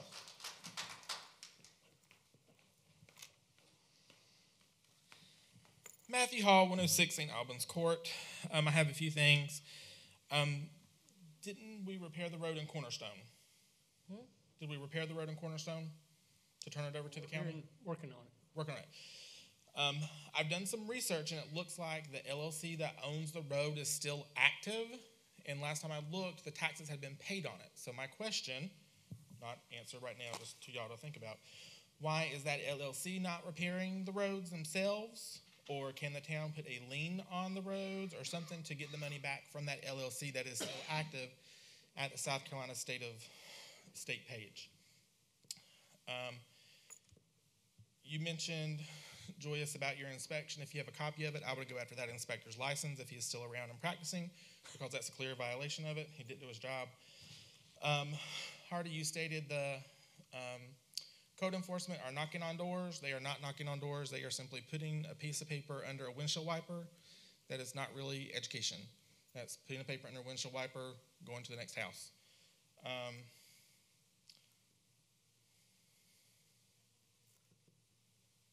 Okay. Kathy, just point of order. Jim Broach is not affiliated with Porch.com. What is? Jim Broach is not affiliated with them. No, he's their team leader. The company itself is not affiliated with Keller Williams Columbia, though. Right. So it's completely different. The company, but they're agents there. They are agents there, but that is an outside. They're not intermingled in a way. I get your point, though. I specifically asked the Porch founder about all of this, called her up, and she said that the council would not see any information, so it would not have benefited y'all at all. They do charge a fee. We found out 2 people to put pictures up there, $10 a month for 10 pictures. Each picture over that is another $1 a month. So that's how they're making their money. They also make money through realtors to sell lists to people who want to sell their houses and contractors who need work done. It is really surprising that something was put on the agenda with such little knowledge of what was actually going on. That's shameful. That should not happen. And additionally, if you felt the people were treated badly, you should have reached out to them as your role. Okay, not paying attention. Good job. And lastly, since I didn't get to say any of the stuff at the last meeting, Mark, your comments through the past months have really, they've hurt. They've hurt the community. They've hurt me personally. I would like to say that the market that allowed you to buy your foreclosure when you moved here is probably the same market that allowed you, or that caused you to lose $10,000 on your house in Rhode Island or wherever you moved from. So it's bad, but it's a market. It's what happens. It's like the stock market. Can't get mad. It's a gamble. But honestly, I just want to say from me, due to at least your 3 instances of where you have disparagingly talked about the community, it's time for you to step down. It is. And that's all. Thank you. Anyone else? Just real briefly, I wanted to comment on the sewer situation. The way that the knee-jerk reactions tonight, the instant, has DHEC been called, I get where you're coming from on that, and that would be effective, I think, to try to get somebody to find these people to either move out or fix it, right? That's the idea. But I wonder if anybody's really looking at how we can solve the root problem. Why are they not paying their bill? Why are they in the position of, getting those sewer services shut down? The 15 houses that are rental properties, I agree with Barry. That seems like something that could be fixed tomorrow. I'd like to personally volunteer my time to call those homeowners. If we have the list of rentals that have been shut off, somebody needs to call and be proactive. If there's just not the manpower to do that, I'll personally call them myself and try to, implement whatever action you want. I mean, that's something that I can do. I can call and contact them and try to get a solution to that problem. I mean, there's just not enough people willing to get their hands dirty and solve problems. We want to just find the hell out of people until they move. And that's, there's other solutions. And I'm offering my services there. So my time is yours. Thank you. I think that was nice. Huh? I know, but it was nice of him. I think it's a good point, though, because, it could be circumstances that these people can't pay their bill, and that's why they got cut off. I mean, we just don't need to fine them, but at the same time, if it's a landlord situation, I'm sorry. These guys are making money off of this house. And whether it's a profit or not, they're making money off of it. They need to maintain their properties. And we have ordinances on the books right now that need to be enforced. And if that needs to be another one we have to add on it, I'm willing to put that on the. I don't think we have nothing on that one. Yeah, but I'm saying we might need to add something to the landlord piece of that. Should. It'll be back For in that. our Next next meeting for that. Yeah, well. And some other. Thank you. I'm sorry, I didn't mean to It's stop okay. y'all. Jada Powell, 212 Bolters Lock. My question is for the mayor directly. When this ordinance thing first came out, had an officer knock on my door and give us an abatement notice for my daughter's car. Now, our driveway, we can put 4 cars in it, no problem. She chose to park there just for, instead of having to move all the cars. Anyway, I posted a picture of how my car, my husband's car, and my daughter's car was parked. And Mr. King, I have it pulled up on my phone, said if the silver Impala is the one that you cannot park in the front lawn, it is not parked in the front lawn, and it is parked in the side, so that car is allowed, because she parked in the dirt to the right of our driveway. So is it allowed or is it not allowed? Because according to the ordinance, I would, as reading it, think that her car is not allowed there. Now, she doesn't park there anymore, but that's a question for you, just because you had said that it was allowed. So If it's not on the pad, I guess it's not, right? Well, yeah, you're basically right. Okay, so it needs to be on a pad, so it's not allowed. It needs to be have a pad underneath. okay, I was just going by what he said. Thank you. Anyone else? Next is discussions, and none here. Executive session, none known. Is there a motion for adjournment? Make a motion. I second. And Second. all in favor? Oh, Okay, the young lady that was just up there, she has a little program going with prom dresses for people who cannot afford them. I don't know. And she has the pictures on Facebook, and I commend you for that. I think it's a wonderful idea. Thank you very much. Well, you're promoting. She's free. I know, I'm just kidding with you. Anyway, you, Jada. all in favor of adjournment, and then we can talk all we want. So move. There.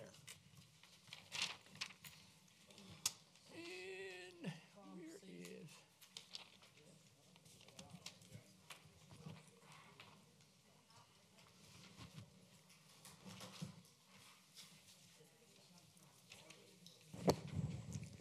Matthew.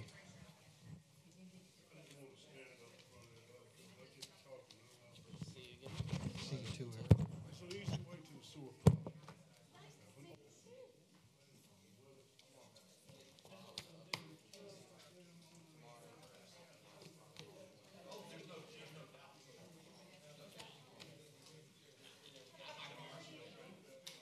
How are you, sir? Everything's going. I'm beat. I'm tired. My daughter's due to drop. She's due to drop a baby. Yeah. Excuse me.